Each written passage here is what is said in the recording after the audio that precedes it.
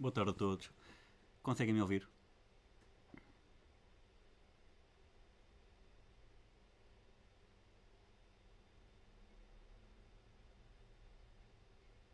Ok, ótimo. Só para confirmar.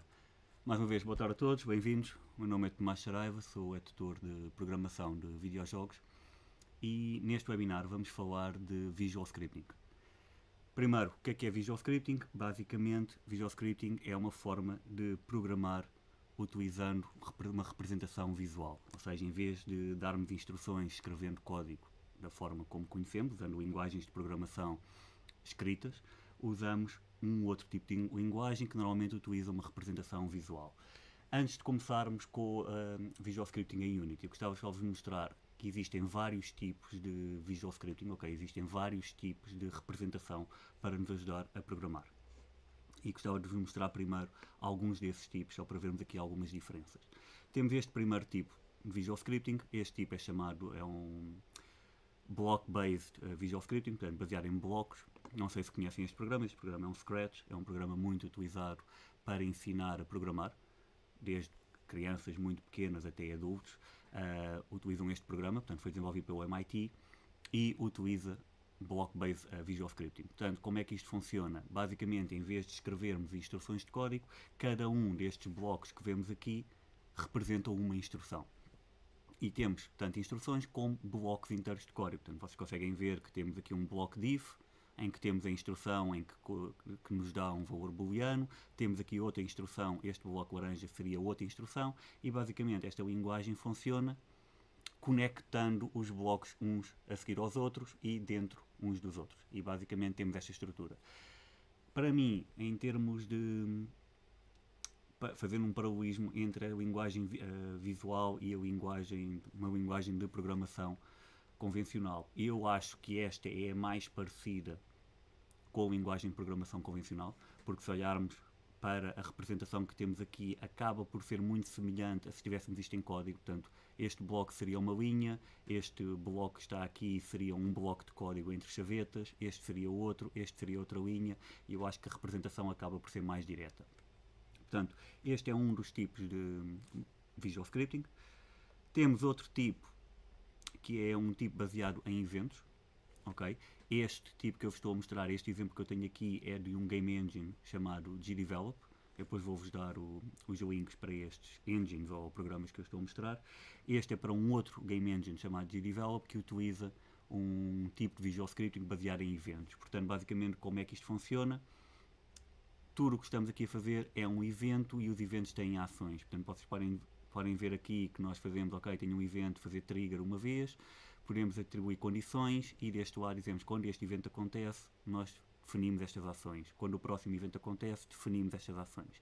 E basicamente todo o código que fazemos é baseado em eventos e ações.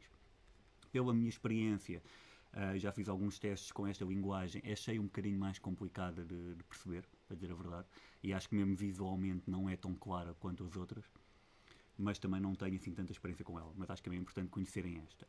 E depois temos um outro tipo, que se calhar acaba por ser o mais conhecido, e alguns de vocês que já trabalharam também com o Shader Graph, por exemplo, em Unity, já conhecem esta linguagem, que é uma linguagem baseada em nodes, portanto é uma node-based Visual Scripting. E portanto, como é que isto funciona? Nós temos estas caixinhas a que chamamos de nodes, e definimos inputs e outputs nestas caixas. Portanto, definimos dados que entram nas caixas e que saem das caixas, e basicamente todo o flow de execução do nosso programa é criado desta forma. Portanto, ligando nodes uns aos outros.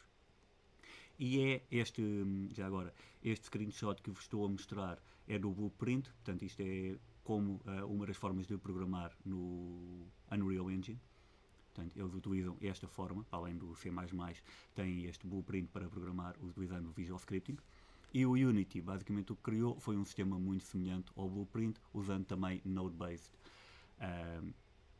Visual Scripting Language.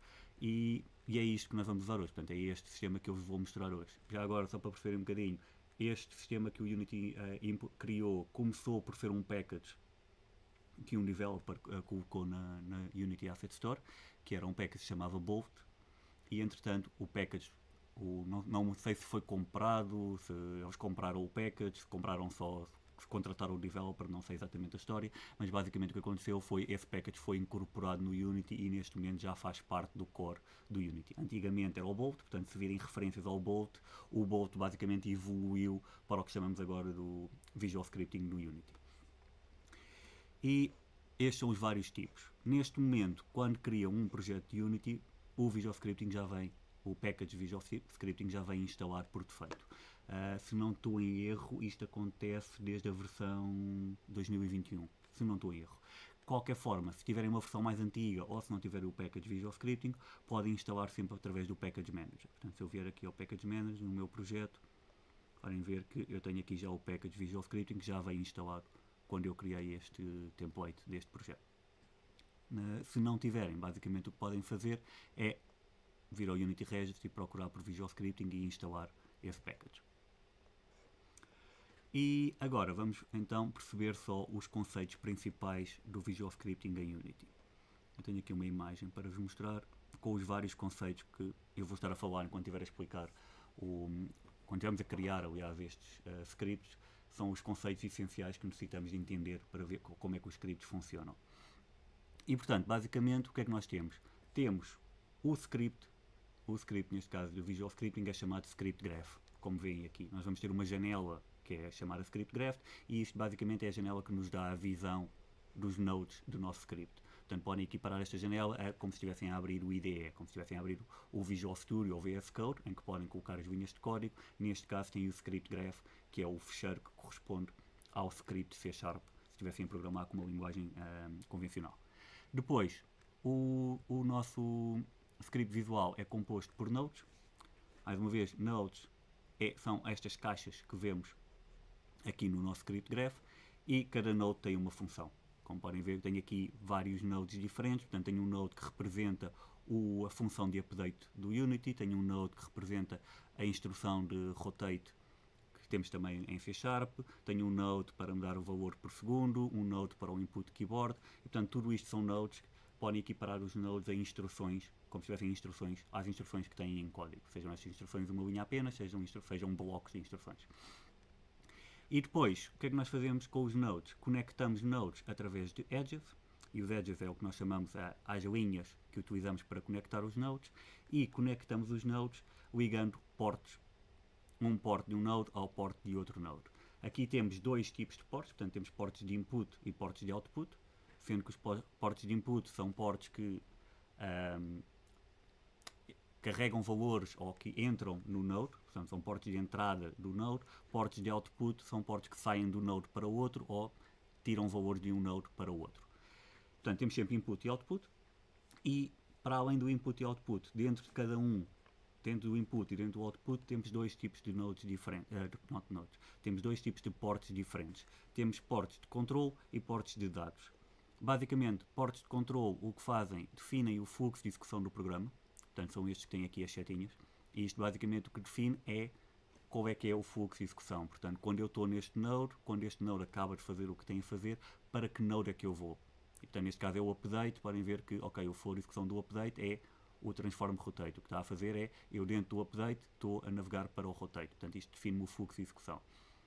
São os portos de control. Cada node vai ter sempre um porto de control de input e de output. Nós seguindo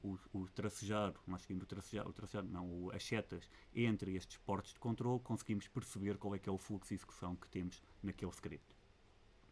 Para além dos portos de control, temos os portos de dados. Os portos de dados são os portos que ou disponibilizam valores do node, portanto o node devolve-nos valores, como por exemplo neste caso, ou neste caso aqui mais simples, neste node onKeyboard input. Não, neste não tem dados. Neste, aliás. E neste caso, eu estou a usar o valor que este node me dá, tirando o valor aqui do data port de output, e estou a conectar o valor que sai deste node ao port de input deste node. E, portanto, podem ver que temos aqui três portos de dados que aceitam o valor de X, o valor de Y e o valor de Z. E basicamente são estes três conceitos que temos, na verdade. Portanto, temos nodes, edges e portos. Pronto. Agora, vamos ver como é que conseguimos criar um script no Unity. Eu vou fazer aqui um pequeno exemplo, não vamos ter tempo para implementar um jogo completo ou um exemplo completo, portanto eu vou fazer só aqui alguns pequenos exemplos para vos mostrar as funcionalidades principais que necessitam de entender para utilizar Visual Scripting. E neste caso vamos pôr uma nave a andar para cima e para baixo e a disparar. Portanto, vou criar aqui uma nave. Portanto, arrastei só a nave aqui para a minha cena. Ver aqui a janela de game, podem ver que tenho aqui a nave. E agora vamos criar um script para controlar a nave. Como é que criamos um script? A primeira coisa que precisamos fazer é adicionar um componente chamado Script Machine. Portanto, o Script Graph é o fecheiro, é o equivalente ao fecheiro de C# que temos quando criamos um script normal. No caso do C# normal, nós podemos atribuir o script diretamente ao GameObject. No caso do Visual Scripting, não podemos atribuir diretamente, precisamos deste outro componente. Este componente, o Script Machine, é o componente que faz a ligação entre esse Script Graph e o GameObject. No Script Machine, nós podemos, neste componente, criar novos Script Graphs. Portanto, conseguem ver aqui que tem aqui o campo para atribuir o graph, que não tem nenhum, e portanto eu vou criar um novo. Vou criar uma pasta de scripts, como se fossem scripts de código, e vou chamar player, gravar, e podem ver que agora já aparece aqui o grafo. E este grafo corresponde, na verdade, a um fecheiro que eu tenho agora no meu projeto.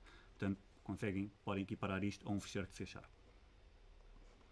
Só aqui uma parte aqui relativamente aos grafos. Tem aqui um campo chamado source, em que tem dois tipos de sources, que são graphs embedded ou só graph. Qual é que é a diferença entre estes dois? O graph, que normalmente é o que está por default, cria ficheiros. Cada script vai estar num ficheiro à parte. O embed, não. O embed o que faz é o script, o Visual Script ou o Script Graph que vocês criam fica embebido ou pertence a este componente, a este Script Machine. O que tem a desvantagem de que não podem reutilizar este graph noutros Script Machines. Este graph que tenho aqui, posso criar uma Script Machine em qualquer outro objeto e reutilizar este graph outra vez, tal como se fosse um script C#. Os embedded, vocês não podem fazer isso.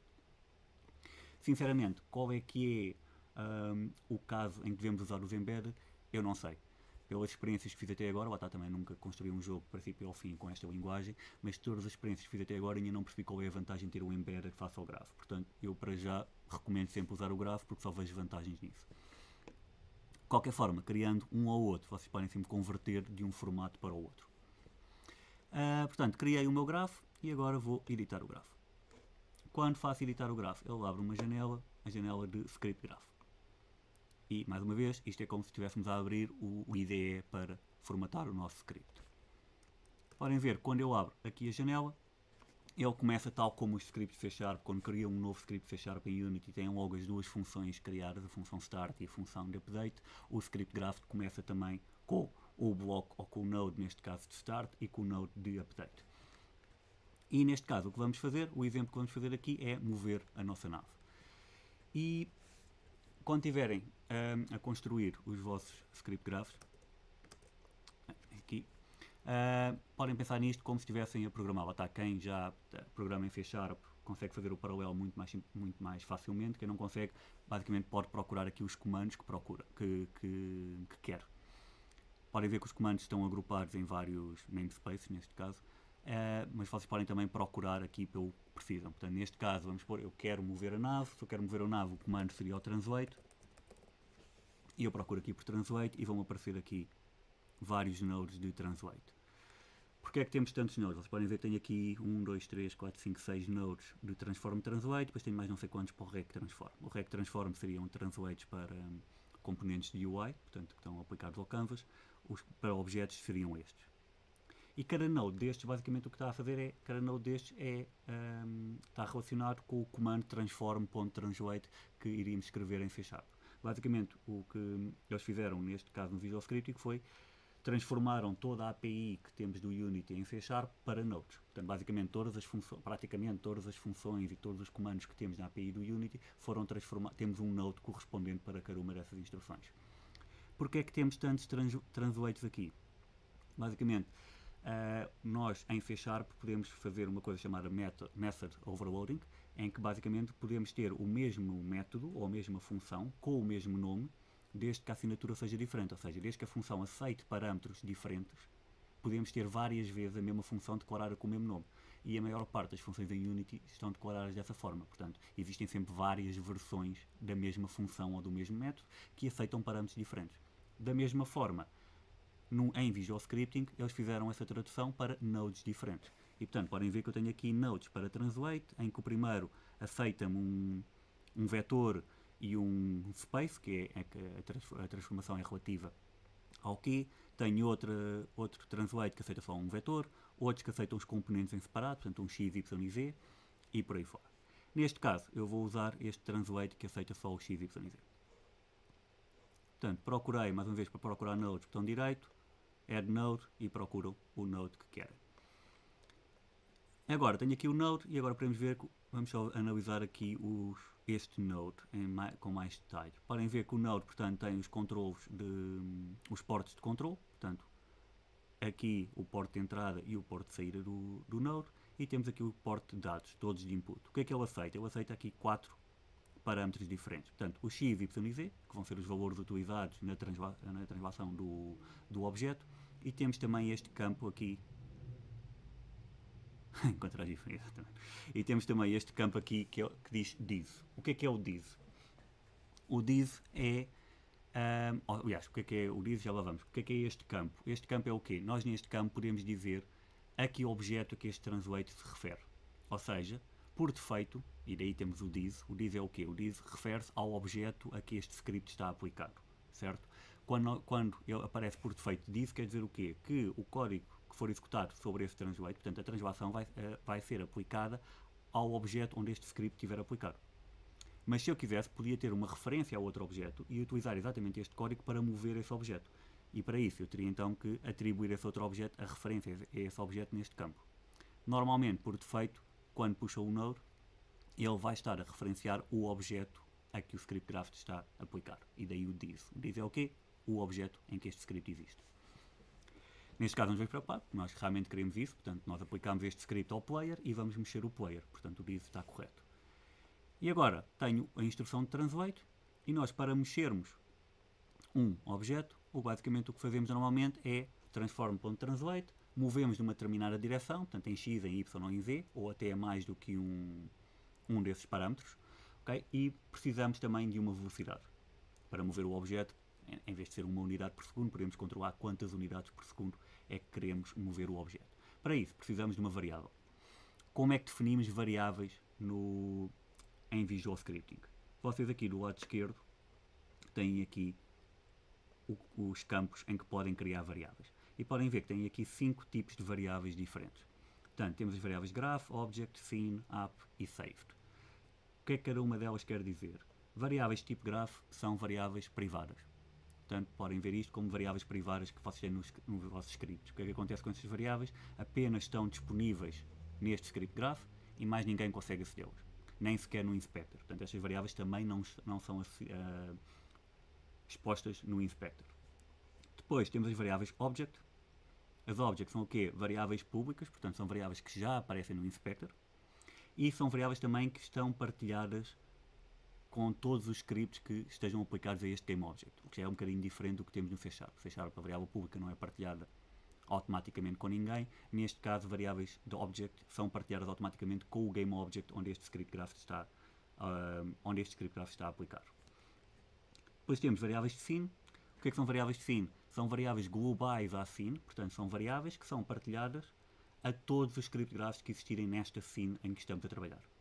Portanto, é uma variável global. Temos uma variável ainda mais global, que é a variável app, que são variáveis o quê? São variáveis que são partilhadas em todo o nosso jogo, toda a nossa aplicação, em qualquer lado da nossa aplicação, qualquer scene, conseguimos ter acesso a estas variáveis, quase como fossem variáveis estáticas, de certa forma, querendo fazer aqui um paralelo. E temos as variáveis saved. O que é que são as variáveis saved? São variáveis que correspondem às variáveis do player pref. Portanto, são variáveis que persistem entre sessões do jogo. E, portanto, de certa forma, estão equiparadas ao player pref. Neste caso, eu quero definir o speed. Se fosse em código, eu queria que este speed fosse público ou que pelo menos estivesse exposto no inspector para eu poder alterar. Portanto, vou criar uma variável de tipo object. Como é que eu crio a variável? Dou um nome à variável, speed, carrego no mais e digo qual é que é o tipo de variável. Neste caso, o tipo de variável, vocês podem ver que tem aqui os vários tipos primitivos e depois tem GameObject, depois vão ter outros tipos de outros namespaces. Neste caso, o tipo seria float e podemos dar logo um valor inicial. Portanto, tenho agora uma nova variável speed, tipo float, com o valor 1. Se viermos aqui ao inspector do meu objeto, portanto, da spaceship. Podem ver que ele cria automaticamente um componente chamado variables, em que aparecem as variáveis que estão expostas para este objeto. E também, automaticamente, quando começamos a usar o Visual Scripting, ele cria automaticamente um novo GameObject, que é este que temos aqui, Scene Variables, em que basicamente vamos ter acesso a todas as variáveis que estão expostas na scene. Neste caso não nos interessa, mas é só para perceber porque é que este objeto está aqui. E portanto, voltando aqui ao script, já tenho a minha variável speed, e agora para usar a variável tenho duas opções. Ou arrasto a variável diretamente para aqui, que acaba de ser sempre o mais simples, portanto posso fazer isto. Ou se quisesse, podia fazer get speed e ele consegue ir buscar a variável pelo nome. E teria aqui o bloco igual. Portanto, tenho aqui a variável, tenho aqui com o speed, o valor já está definido como 1. E agora, o que é que eu iria fazer aqui? Portanto, eu iria chamar o transform.translate em update, para já não vamos fazer inputs, vamos estar, ok, a cada frame vamos mover o objeto, portanto, conecto este porto do update ao porto de entrada do translate e posso usar a variável speed aqui num campo.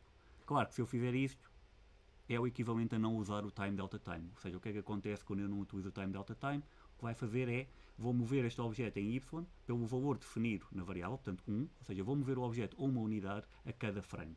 Vocês já sabem, sempre que querem fazer transformações nos objetos, não devem fazer em cada frame, devem sempre multiplicar esses valores pelo time delta time para esse valor ser convertido, entre aspas, para por segundo, a modificação ser feita por segundo e não por frame. Então eu preciso multiplicar este valor antes de o atribuir àquele node.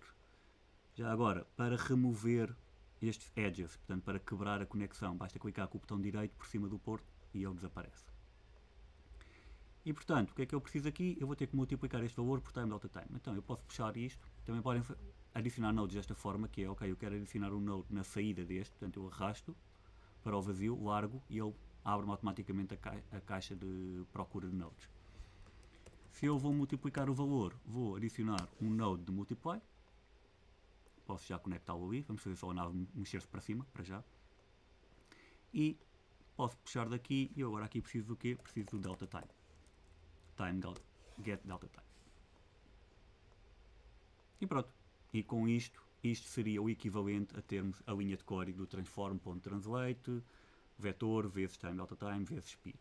E é basicamente o que temos aqui representado. Portanto, a cada frame vou estar a mover o objeto e estou a alimentar aqui no valor de y o valor de speed, multiplicar pelo delta time e a colocar o resultado em y. Portanto, não vai mover uma unidade por frame, vai mover o objeto uma unidade por segundo. Agora vamos só executar e eu vou pôr a janela aqui em baixo para já, só para podermos ver aqui uma coisa engraçada. Que é, o que vai acontecer agora é, a nave deve andar para cima, a cada segundo vai andar uma unidade para cima. Eu aqui já demorar um bocadinho, já agora, isto é importante, que é a primeira vez que utilizam, eu tenho que fazer um node generation. Basicamente isto é refazer todas as referências aos nodes. E é só a primeira vez que estão a fazer, ou como vamos ver mais à frente, vão ter que fazer isto manualmente quando estiverem a trabalhar com scripts no vosso projeto. Scripts C# também no vosso projeto.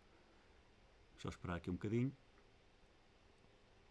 Não sei se tem alguma dúvida até agora, que eu possa responder enquanto estamos à espera. Portanto, jogo de encontrar as diferenças, exatamente, sim. Eu acho que para quem já tem conhecimento de C#, muitas vezes a melhor forma de entender alguns destes conceitos é fazendo o paralelo entre as duas linguagens, que acabam a ser duas linguagens. E pronto, temos a nossa nave a andar para cima uma unidade a cada segundo. E podem ver aqui, daí eu ter esta janela agora aqui em baixo, podem ver que temos aqui uma pré-visualização do que é que está a acontecer. Portanto, podem ver que isto está a ser chamado cada frame. O speed está a passar o valor 1 para o multiply. O time delta time está a passar aqui um valor que vai variando. Portanto, é o tempo que demora o último frame a computar. Multiplica os dois e está a passar o resultado para o node translate. Esta pré-visualização que temos aqui em tempo real do que é que está a acontecer é ótima para fazer debug. Portanto, nós rapidamente conseguimos olhar para isto e perceber, ok, os nodes estão a ser chamados ou não estão, que valores é que estão a ser passados, e isto ajuda imenso. Pronto. Era algo quase que podíamos ter também em código C#. E portanto temos primeira parte, ou seja, mover a nave para cima. O que é que vamos acrescentar agora? Acrescentar o input, que é outro dos conhecimentos essenciais em qualquer jogo, que é, ok, não vamos mover a nave para cima a cada frame, não é? Não vamos estar a correr isto tudo a cada frame, vamos correr apenas quando o utilizador pressiona a tecla, neste caso o W, para mover a nave para cima. Eu vou agora chegar isto aqui para o lado, e chegar isto aqui para o lado, isto irrita-me sempre um bocado, porque se eu puxar este vem só este, se eu puxar este vai este da frente, depois vão estes, depois vão todos, isto é sempre... Eu nunca me orientei muito bem com isto, mas pronto, algo assim. E agora, o que é que eu vou fazer? Detectar o input. Como é que eu deteto o input? Portanto, o que é que nós temos em termos de código é, quando o utilizador pressiona uma determinada tecla, vou chamar este código. Então, se é quando ou se acontece isto, o que nós precisamos é um bloco de if. O bloco de if, como é que funciona? Tem aqui o porto de control, portanto podem ver que tem a entrada, a saída tem duas saídas. A saída para quando o resultado é true e a saída para quando o resultado é false. E tem um porto de entrada de tipo dados que é aceita um valor booleano. Portanto, isto seria aquele, sempre virem este roxo, isto quer dizer que é um valor booleano, e aquele valor que entra ali é o correspondente à condição que temos no if. Portanto, quando temos if entre parênteses e colocamos a condição, que é um valor ou uma expressão booleana, é o equivalente ao que vamos alimentar aqui neste node. Antes disso, vou já dizer, ligar aqui o campo de true, portanto, quando isto é true, é que eu vou correr o código que está aqui, e agora vamos fazer aqui para trás o que é que nos falta. O que é que nos falta aqui? É só a condição. Qual é que é a condição? A condição é quando o utilizador carrega na tecla. Para isso, temos um node de getKey. Lá está, tal como em código, temos o getKey, getKey up, getKey down, anyKey, temos os vários nodes correspondentes a todas as funções. Neste caso eu vou usar o getKey, que é enquanto as teclas estiver a ser pressionada, estou a chamar constantemente aquela... e está a devolver true, portanto, neste caso. Ou seja, o que isto acontece é, quando esta tecla é pressionada, o valor que sai daqui é true. E, portanto, entra aqui como true, quando entrar aqui como true, o que está ligado no campo de true vai ser executado, que é isto, que executa então o que já tínhamos antes. Agora, vou mudar aqui a tecla para W. Isto é que parece um bocadinho mais simples de utilizar. Nem deve para procurar as teclas, pelo menos. Pronto. E agora, em princípio, a nave deve estar quieta e quando eu carregar no W, ela deve mover para cima.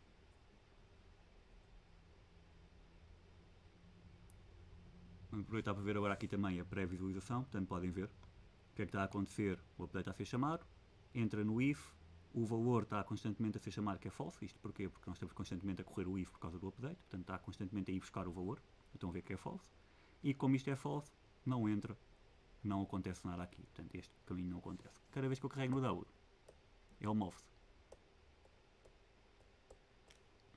E basicamente é isto.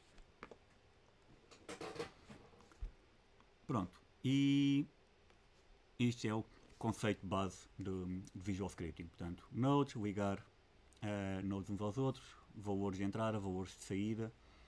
Eu acho que ao início pode ser um bocadinho complicado. Eu confesso que eu tive alguma dificuldade a adaptar-me a este tipo de representação visual. Portanto, o block-based para mim funciona muito melhor do que este node-based. Portanto, porque, pelo menos na minha opinião, isto faz um bocado de confusão, porque enquanto que o block-based, portanto aquele outro que eu vos estava a mostrar, este, eu acho que é muito mais semelhante. Este eu acho que é muito mais semelhante à representação que temos no nosso script, portanto o código é executado de cima para baixo e vai sendo indentado nesta orientação, portanto de cima para baixo e vai andando para a direita quando é indentado, portanto contam coisas dentro de blocos ou instruções dentro de blocos, que é o que temos aqui, portanto de cima para baixo, e este está indentado para a frente, está dentro deste, este está indentado para... E isto é muito mais próximo do que temos num script. Se eu tivesse aqui um script ao lado com isto, seria muito semelhante.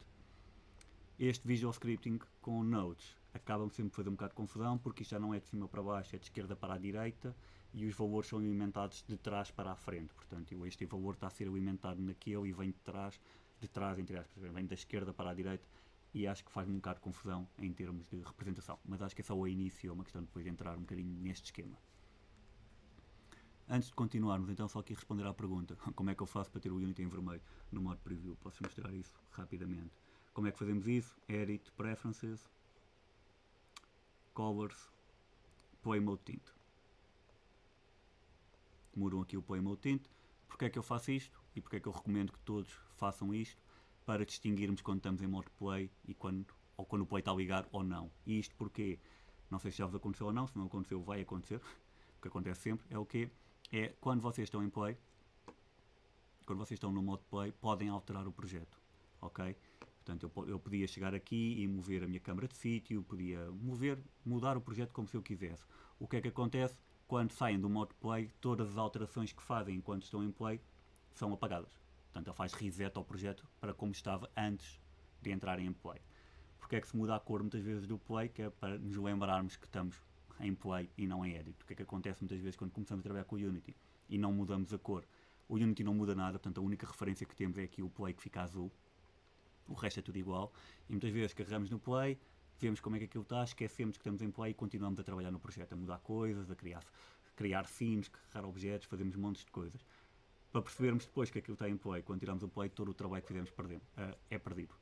Posso dizer que isto aconteceu-me inúmeras vezes ao início, até começar a fazer este truque de colocar com uma cor. E a partir daí é muito mais simples, nunca me esqueço, portanto, é muito mais fácil. Dúvidas? Alguém tem alguma dúvida? Antes de continuar aqui para o segundo código.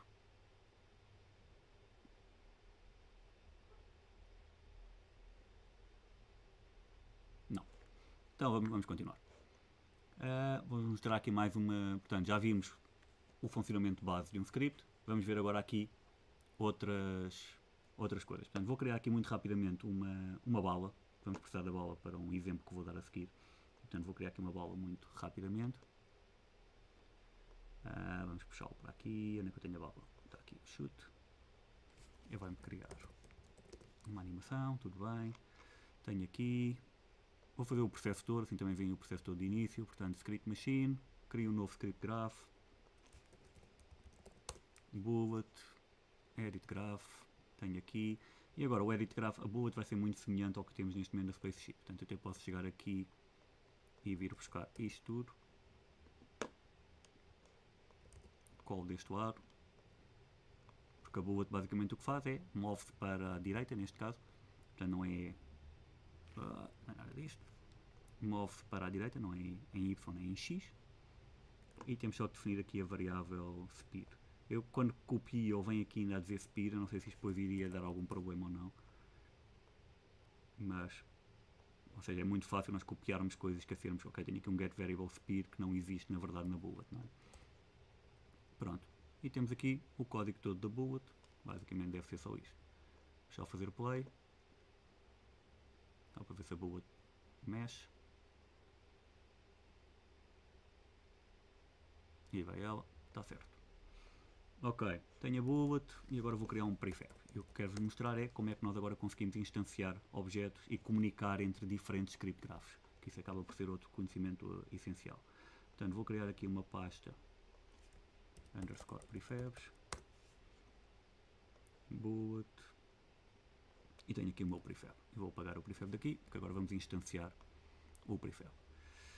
Portanto, já tenho o bullet graph e agora vou criar um objeto aqui que é o meu shooter. E este objeto é o que vai ser responsável por instanciar a bala. Isto podia ser feito diretamente dentro do código do player, ok? Eu normalmente não crio, prefiro ter os códigos separados, porque assim dessa forma posso ter um shooter que posso aproveitar para inimigos ou para qualquer outro objeto que tenho no meu jogo. E neste caso também vai um bocadinho para, como exemplo, para vocês perceberem como é que comunicamos entre dois script graphs diferentes. E portanto, aqui no meu shooter vou criar uma nova script machine, um novo script graph e vou criar um script chamado bullet shooter. Ou só shooter também, ficava melhor, mas pronto. Edit graph. Pronto, não vamos precisar disto, porque agora o que é que vamos fazer? Nós, no lado do player, vamos detectar o input. Portanto, o player é que vai saber quando é que temos que disparar. O shooter só vai ser responsável por pegar no prefab da bala e instanciar o prefab da bala. É a única responsabilidade que ele tem.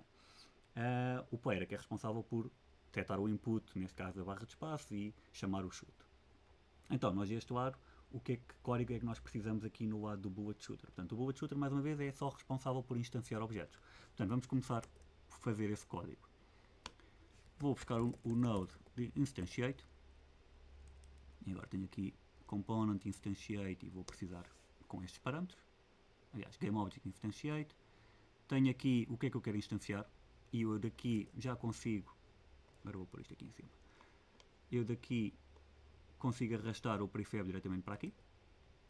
Portanto, é como se estivéssemos a arrastar o prefab para o script, de certa forma. Portanto, eu vou instanciar a bullet. Onde é que eu vou instanciar a bullet? Em que posição? Na posição deste objeto. E agora aqui eu posso fazer um getPosition, transform getPosition. E com rotação, eu vou fazer a rotação default, que é um quaternion identity. É como se fosse a rotação 0, digamos. Pronto. E agora, só nos falta aqui o quê? Portanto, já tenho a bala. Onde é que vou colocar a bala? Qual é que é a rotação? O que é que nos falta agora? Quando é que este node corre? Portanto, podem ver que ele neste momento não corre. Não está ligado a nenhum evento, a um update, a um start, a qualquer evento. O que é que nós vamos fazer? Nós vamos chamar este instantiate do bullet shooter através do player. Portanto, o player vai detectar o input e quando detectar o input vai chamar o evento aqui no bullet shooter. Como é que nós fazemos isto? Fazemos isto através de custom event, que é um node que temos, que podemos usar, que é o custom event. E temos aqui dois nodes, o custom event e o trigger custom event.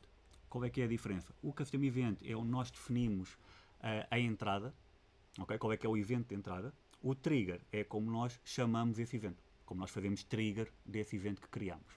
Okay? Podem pensar nisto como se fossem funções. Portanto, neste caso, neste lado vou estar a criar uma função com um nome. Quando eu faço o trigger, vou estar a chamar essa função. Portanto, custom event. Até podem ver que é um custom event que aceita argumentos, tal como se fosse uma função, podiam passar argumentos, portanto podiam passar valores para dentro da função e podem dar um nome. Neste caso vou chamar shoot e portanto temos um evento chamado shoot que quando for chamado vai correr então este código que está aqui. Pronto. E do outro lado temos agora que, portanto, se eu corresse o jogo neste momento não iria acontecer nada. Porquê? Porque este evento não está a ser chamado em lado nenhum. O que é que eu vou fazer agora? No lado do meu player vou chamar aquele evento. Okay? Como é que eu vou fazer isso? Vou criar aqui um outro bloco de update. E isto, sinceramente, eu não sei se é isto faz muito em Scratch, por exemplo, mas eu aqui não tenho a certeza se é uma boa prática ou não. Não explorei o suficiente para poder dizer isto com certeza. Mas eu, normalmente, quando faço este tipo de coisas, crio diferentes tipos de update, diferentes blocos de update para ter diferentes lógicas. Senão iria ficar uma grande confusão num único bloco. Não sei se tem alguma desvantagem ou não, em termos de performance ou o que seja, mas como isto é uma linguagem mais de prototipagem, também não acho que seja grave. E agora aqui no onUpdate, vamos fazer a mesma coisa que fizemos aqui, portanto, detectar o input. Vamos fazer um getKey, neste caso é um getKeyDown, não pode ser um getKey, tem que ser só quando eu carrego uma vez, disparo uma bala.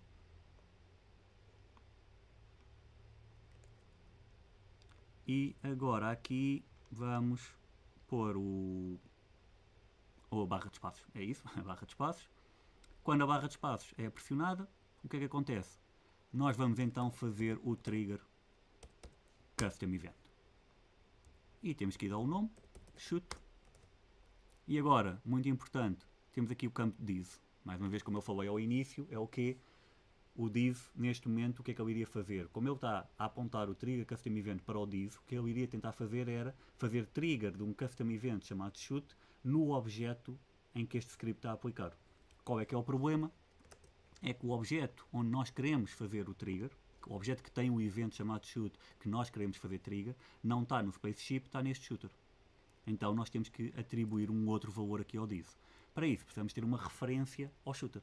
Como é que temos essa referência? Uma variável. Criar uma nova variável. Tenho que pôr um nome. Pois, um nome. Chamar a shooter do tipo GameObject. E aqui é pena porque ele não me deixa fazer diretamente o tipo do Visual Script. Seria mais interessante, seria algo que eu faria em código. Acho que ele não me deixa fazer isso, do que eu me lembro a última vez que experimentei. E posso puxar para aqui o shooter. Portanto, tenho uma nova variável, atribuí o shooter e agora eu vou chamar, ou vou fazer trigger do custom event nesse objeto. Como é que eu faço isso? Puxo para aqui o shooter e atribuo o shooter aqui ao div. Pronto, portanto, quando carregamos a tecla space, faço trigger do custom event chamado shoot no objeto shooter, que está ligado ao objeto shooter que tenho aqui. E quando faço trigger no custom event shoot, ele chama este bloco, faz trigger deste bloco, que chama-se shoot também, e corre o código que está aqui dentro. Vamos lá correr a ver se isto está tudo a funcionar. Se eu não me esqueci de nada. Acho que não.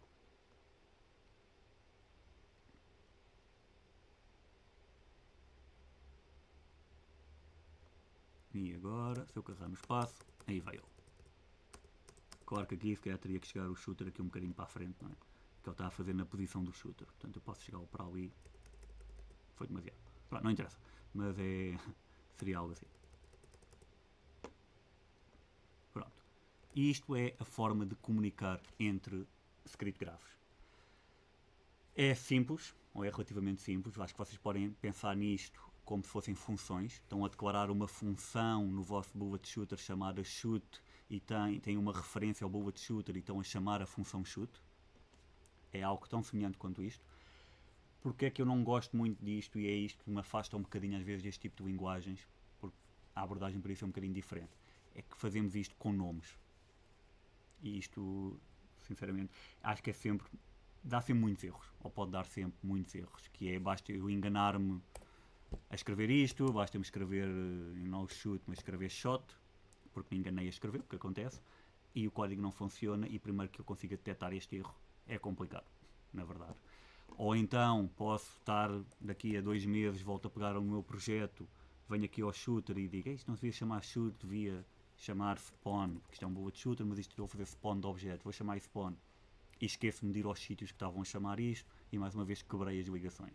Portanto, acho que esta forma de comunicar entre Visual Scripts podia estar um bocadinho mais, não vou dizer rígida, mas era de forma a que conseguíssemos fazer estas verificações de uma forma mais certeira, não é? Ou seja, não partisse de nós conseguirmos lembrar ou não de fazer as alterações necessárias para o código funcionar. Portanto, é só isso que eu fico assim um bocadinho, ok, funciona, mas pode não ser o ideal para grandes projetos. Como eu vos disse, não tenho experiência a criar, ou seja, nunca criei um jogo. Criei um jogo já, do princípio ao fim, utilizando Visual Script, um jogo de demonstração, um jogo muito simples de demonstração, mas nunca criei um projeto inteiro em Visual Script, mais complexo. Não sei até que ponto é que é uma linguagem que eu digo, ok, sim, criam que é muito fácil de trabalhar. Vocês veem que é fácil de trabalhar.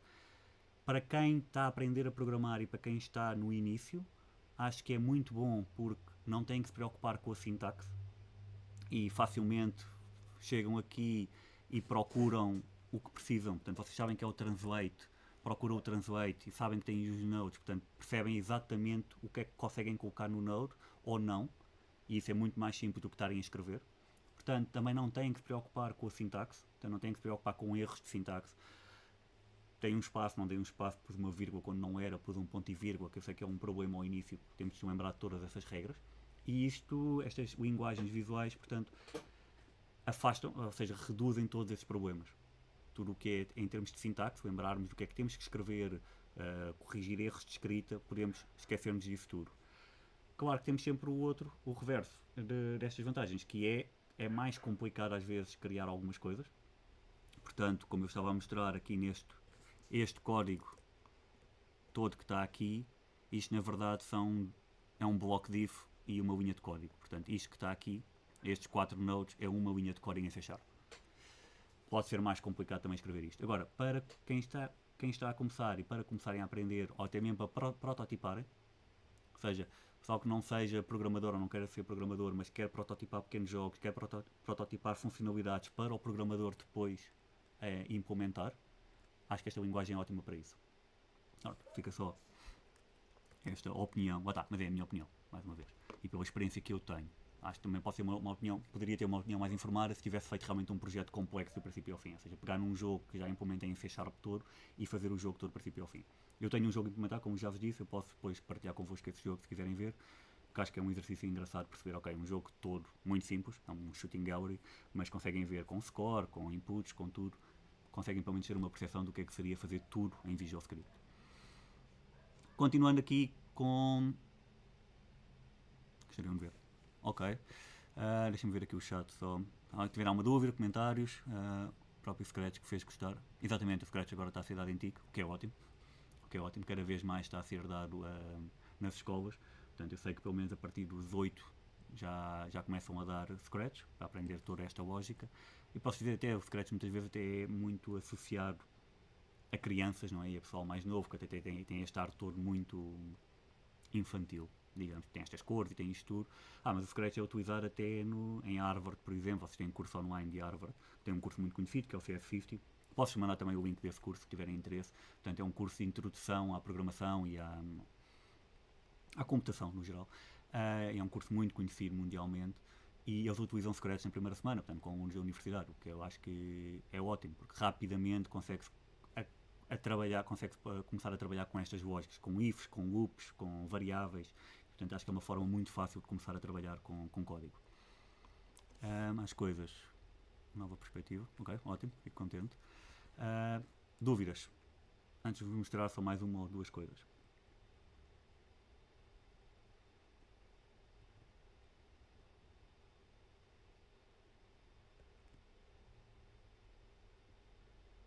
Sim, verdade, verdade. Sim, a funcionalidade de preview eu acho que é das maiores vantagens que eu vejo neste Visual Scripting. Ou seja, nós conseguimos ver aquele flow animado com valores, com tudo, é espetacular. Se tivéssemos isso em código, temos quando fazemos debug à mão, não é? À mão, quer dizer, mesmo a funcionalidade de debug, conseguimos percorrer linha a linha e ver o valor de cada variável, nós conseguimos ter isso, mas visualmente é logo outra história, não é? Digamos.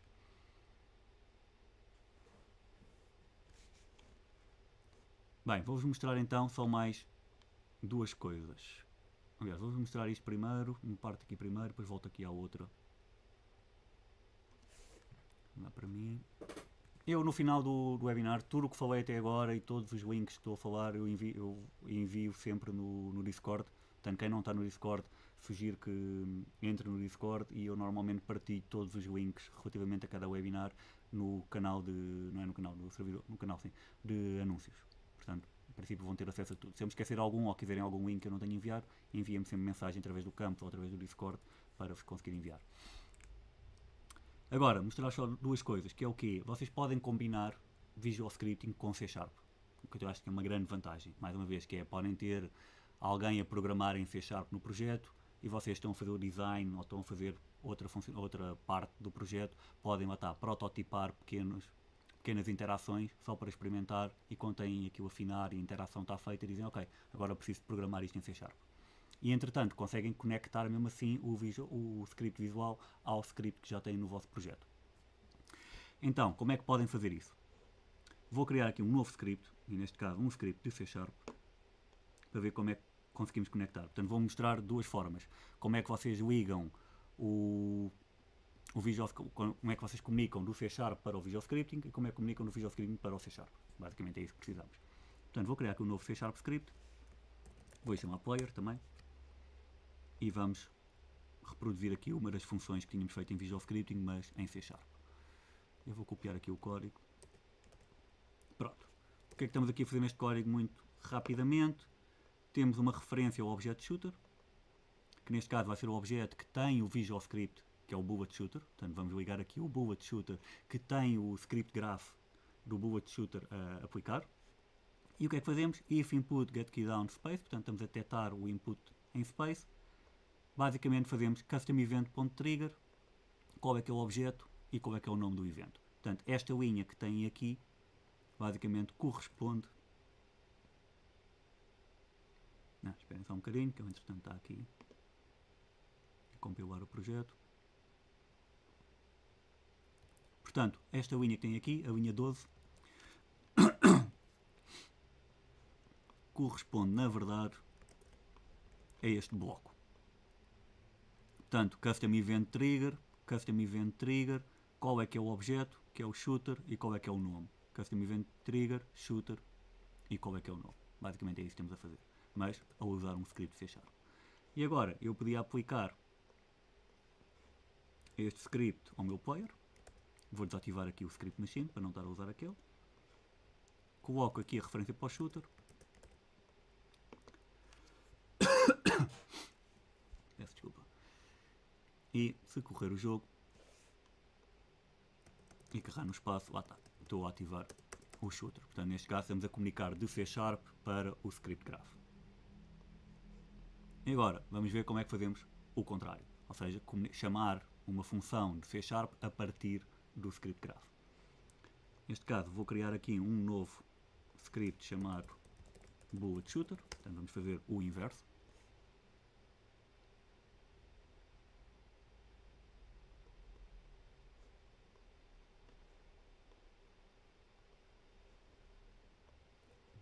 Bullet shooter, exatamente. Vou colocar aqui o código que seria do bullet shooter. Portanto, o que é que este código faz? Tem uma referência ao prefab da bullet, ok? E tem um método chamado shoot e está a instanciar a bullet. Portanto, este código que estamos a fazer aqui, vou esperar que ele acabe de fazer a compilação. Portanto, este código que temos ali corresponde exatamente ao código que tínhamos feito no Visual Script do bullet shooter. Portanto, este código que está aqui, public void shoot, instantiate, prefab, position, identity, é exatamente isto que temos aqui. Shoot, portanto, definimos uma função, instantiate, que aceita um prefab, tem uma posição e tem uma rotação, que é o identity, é exatamente instantiate, prefab, posição e rotação. E temos uma variável bullet prefab, que neste caso não temos a variável porque conseguimos atribuir ali diretamente. E agora, temos que fazer uma coisa, portanto já temos o script, o que é que vamos fazer agora? No nosso script graph do player, já não vamos fazer aqui este trigger. O que é que vamos fazer? Vamos chamar a função que criamos, vamos chamar este shoot. Para poderem fazer isto, antes, ou para poderem ter acesso àquele script, sempre que adicionam scripts, têm que vir aqui às preferências, não é preferências, não, enganei, às project settings, é isso. Às project settings, tem aqui visual scripting e têm que fazer regenerate nodes. E isto basicamente é para ele reconhecer todos os scripts que temos no projeto ou as alterações que fizemos aos scripts de C# que temos no projeto. Se não fizerem isto e tentarem aceder ao script, ele não vai aparecer na listagem de nodes.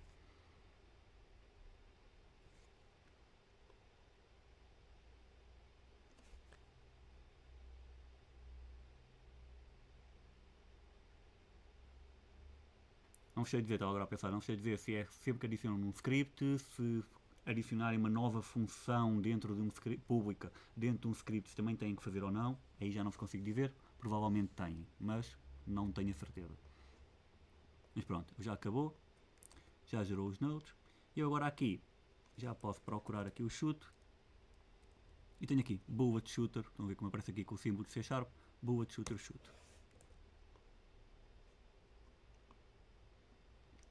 E temos que fazer aqui também a variável, que é onde é que este script está aplicado, que é o tal bullet shooter. Então, basicamente, ao fazermos isto, o que estamos a fazer... Eu estava aqui a dizer que falta um bullet shooter component? Não, na variável acho que não. Posso-me ter enganado aqui em qualquer coisa, deixem-me só ver. Falta aí o bullet shooter, falta. Eu não apliquei o script bullet shooter.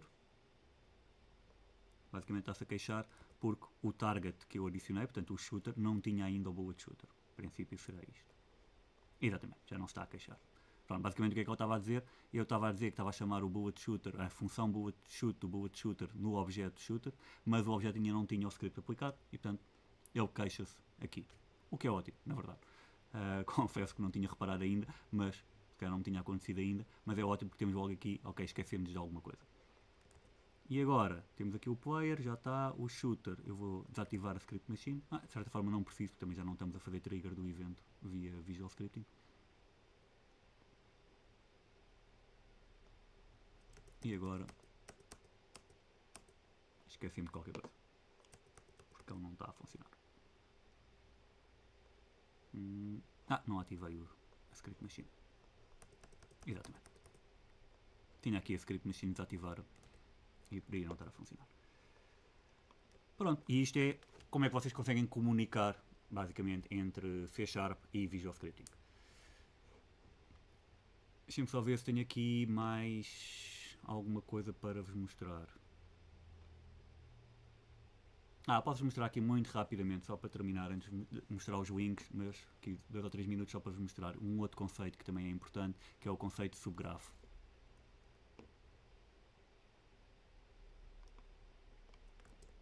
O conceito de subgrafo. O que é um subgrafo? Um subgrafo é uma forma que vocês têm de criar, de basicamente, não é criar, basicamente embeberem grafos dentro de outros grafos. Ou seja, nós aqui temos um script graph, o script graph está foto em nodes, mas nós podemos criar outros grafos, chamados subgrafos, e pegar nesse subgrafo e reutilizá-los em vários grafos principais. Ou seja, imaginem que eu queria ter um código para mover objetos, que é este código que está aqui, certo? Mas em vez de ter este código aqui implementado, eu queria criar um outro grafo só com este código e depois referenciar esse grafo aqui, para chamar este translate. Posso fazer isso utilizando um subgrafo. Como é que fazem isso? Criam um subgrafo, estão a ver aqui, podem clicar 2 vezes no subgrafo para entrar nesse subgrafo. E podem ver aqui em cima que agora eu tenho o grafo principal e o subgrafo aqui ao lado, para ver onde é que eu estou. Se quiser voltar atrás, carrego aqui. E agora podia pegar neste código que está aqui e colocá-lo aqui dentro do subgrafo. Isto dá para criar grupos, não sei porque é que ele criou aqui este grupo. Como é que eu apago o grupo? Ok, não interessa agora os grupos. E basicamente no subgrafo temos que fazer aqui algumas coisas também para ele funcionar, que é o quê? Temos que fazer aqui um trigger de input, aqui enter, eu vou fazer aqui hide label, que é basicamente para podermos ligar o control port de entrada, e temos que fazer o mesmo para a saída. Isto parece-me sempre assim um bocadinho estranho ter que fazer isto em todos os subgrafos. Lá está, teria que explorar melhor porque é que tenho que fazer isto, ou em que caso é que eu posso ter subgrafos que não têm estes portos de controle. Portanto, se eu voltar aqui já podem ver que agora já posso ligar entradas e saídas ao meu subgrafo. E portanto, quando eu entro, vou chamar o translate e a seguir saio do subgrafo para poder chamar outro código a seguir. E outra coisa que eu poderia também fazer aqui era, não tenho uma variável aqui, portanto eu não vou dizer que o meu subgrafo tem uma variável, senão obrigava a criar uma variável neste subgrafo, mas vou definir que este subgrafo aceita um input de dados, em que neste caso seria o speed, por exemplo, que seria de tipo float, e eu iria usar o speed aqui. Pronto, neste caso o que é que eu tenho aqui? Criei aqui um subgrafo, ou seja, um conjunto de nodes que é reutilizável noutros grafos. Neste caso acho que ele está embedido, se não estou em erro. Não me lembro se eu criei embed ou não, já vou ver. Mas podem ver, porque agora tenho este subgrafo aqui e em vez de ter isto tudo, podia agora dizer, ok, quando isto é true, chamo o código que está dentro do subgrafo e aqui vou só buscar a minha variável getSpeed. Pronto, estão a ver que ele aqui está embedded, mas eu podia converter isto para grafo e depois reutilizar este subgrafo em qualquer outro Visual Script, outro script graph que eu tivesse noutros objetos. Pronto, é um outro conceito que também pode ser importante conhecerem, que era os subgrafos. E é isto. Acho que em termos de conceitos era isto que eu queria vos mostrar. Não sei se têm alguma dúvida que eu possa tirar. Eu vou partilhar os links, mais uma vez, vou só abrir aqui um ou outro link que eu vos queria mostrar. Portanto, vou partilhar aqui o link para informação sobre o Visual Scripting do Unity. Tenho o link da documentação, que também vos vou dar. Portanto, é aqui que vocês conseguem perceber os conceitos que eu vos falei, tirar dúvidas e perceber como é que isto tudo funciona com mais detalhe. E vou-vos mostrar também, vou partilhar convosco também um curso que está no Unity Learn, que é criarem uma aplicação, um pequeno jogo em Visual Scripting, em que eles explicam passo a passo também como é que utilizam a maior parte destas funcionalidades. Eu recomendo, já fiz este curso, este projeto, aliás, chama um projeto, não é curso, é um projeto em vários tutoriais, já fiz este projeto há 1 ano ou 2, já não me lembro bem, há 1 ano talvez. E é bom, se quiserem perceber mais sobre Visual Scripting, como é que conseguem usar um Visual Scripting num jogo mais complexo, podem fazer este projeto, que eu acho que é um bom recurso. Como é que eu tenho acesso ao link para o Discord? Eu acho que o link para, se não estou em erro, eu acho que o link para o Discord está disponível no campus, nos primeiros conteúdos, na primeira unidade didática ou algo do género. Se eu não estou em erro. Confesso que é algo que eu tenho também que verificar, que já me perguntaram mais do que uma vez. Tenho que ver como é que vocês têm acesso. Se não estiver disponível no campus, ou se alguém souber, também pode partilhar neste momento onde é que conseguem ter o link. Mas se não tiver, peço só que me envie uma mensagem depois através do campus, está bem? Para eu poder enviar o link. Mais dúvidas?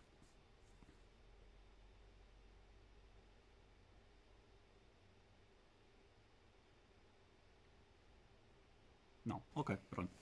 Vou então terminar a sessão, ok? Obrigado a todos por terem assistido. Espero que tenham gostado. E pronto, vamos falando. Já sabem, podem contactar sempre através do campus ou através do Discord. Qualquer coisa que precisem. Eu vou partilhar todos estes links no canal Anúncios no Discord. Qualquer dúvida, podem sempre entrar em contato comigo.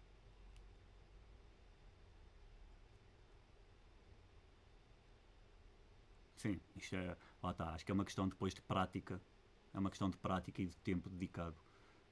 Como costumo dizer, é um número de horas à frente do computador a trabalhar com estes conceitos, com estas ferramentas e com isto. É a única forma de aprender este tipo de conteúdos. Temos aqui uma resposta, portanto o Discord está no primeiro módulo logo no início. Pronto, ok. Então, até à próxima e boa noite. Obrigado a todos.